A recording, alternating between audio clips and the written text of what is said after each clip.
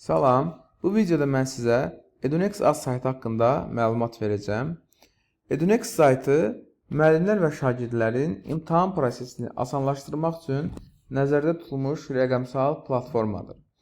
Edunex saytını istifadə etməyimiz üçün bizim burada qeydiyyatdan keçmiş hesabımız olmalıdır. Qeydiyyatdan keçmək üçün yuxarı sağ hissədə göstərilən qeydiyyat düyməsinə klik edirik. Daha sonra burada bizi iki seçim qarşılayır. Şagird hesabı və müəllim hesabı. Şagird hesabı şagirdlərə müəllimlər tərəfindən göndərilmiş imtahanlarda iştirak etmələri üçün nəzərdə tutulub. Müəllim hesabı isə imtahan yaratmaq, sinif yaratmaq, sinifə şagird əlavə etmək, yaratdığımız imtahanı şagirdlərlə bölüşmək və şagirdlərin nəticələrini analiz etməyimiz üçün nəzərdə tutulub. Mənim hal-hazırda saytda müəllim olaraq qeydiyyatdan keçmiş hesabım olduğu üçün mən sadəcə e-mail və şifrəmi qeyd edərək hesabıma daxil oluram. Bu hissə hər bir müəllimin qeydiyyatdan keçdikdən sonra qarşılaşacağı ilk səhifədir. Burada müəllimlər yaratdıqları imtahanların siyahısını görə bilirlər. Mən hal-hazırda öncədən yaratmış olduğumun 5 imtahanının siyahısını görürəm. Yeni imtahan yaratmaq üçün biz yuxarı sağ hissədə imtahan yarat düyməsinə klik edirik. Bəs Edunex saytında imtahan yaratma məntiqi necə işləyir? Saytın yaddaşına əlavə olunmuş minlərlə suallar var. Hansı ki, hər bir sual müəyyən sinifi, fənni, tədris vahidini, Azərbaycan dili fənnidirsə, müxtəlif məzmun xəttlərini əhatə edir. Biz bu seçimləri etdikdən sonra imtahan yarat düyməsinə klik edirik və bizim seçimlərimizə əsasən saytın bazasından suallar bizim qarşımıza çıxır. İmtahanı yaratdıqda isə hər bir imtahan list formasında bizim bu hissədə səhifəmizdə görsənir.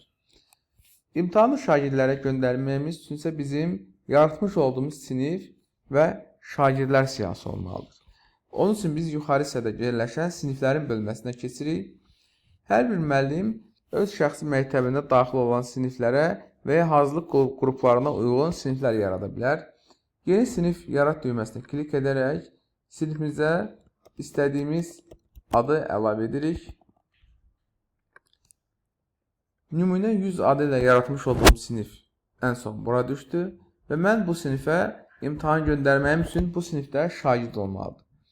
Bu hissədə gördüyünüz kimi şagirdləri əlavə etmək üçün unikal kod tələb olunur.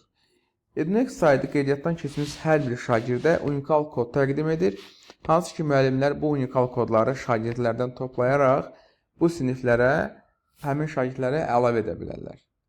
Bəs yaratmış olduğum imtahanı həmin sinifə necə göndərim?